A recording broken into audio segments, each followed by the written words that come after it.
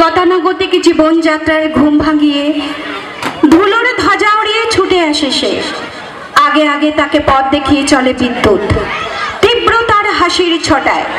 পিছনে পিছনে হাঁটে বজ্র, পিঠে তার দারুণ দুন্ধবি।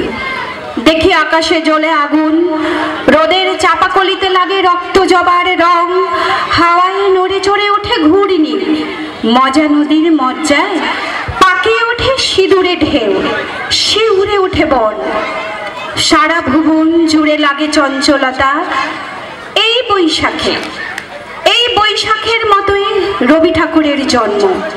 সোনার আশ্বিনে নয়, হিমের রাতের অঘ্রাণে নয়, ফুল রাগানো ফাগুনেও নয়। এই খড়ক্ষেপ্র বৈশাখেই তার জন্ম। এই খ্যাপা বৈশাখের গৈরিক তিলকে দিয়েই সাজানো তার জন্মদিনের ললাট। নমস্কার। এই বিশেষ দিনটিতে রবীন্দ্র মঞ্চের পক্ষ থেকে উপস্থিত সকলকে জানাই আন্তরিক অভিনন্দন। একটি মানুষ যিনি আমাদের পথ চলা শিখিয়েছেন, একটি মানুষ যিনি আমাদের বাঙালি হিসাবে গর্ব অনুভব করতে শিখিয়েছেন।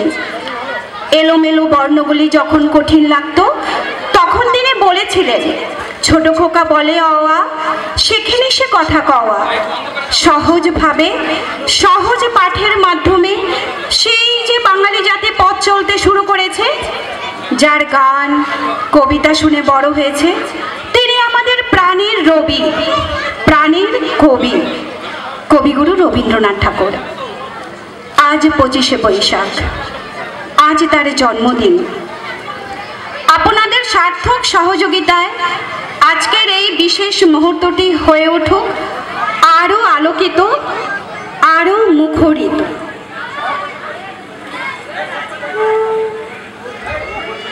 দীপ প্রজ্বলনের মাধ্যমে অনুষ্ঠানের শুভ সূচনা, কবি প্রণাম ও বর্ষবরণ।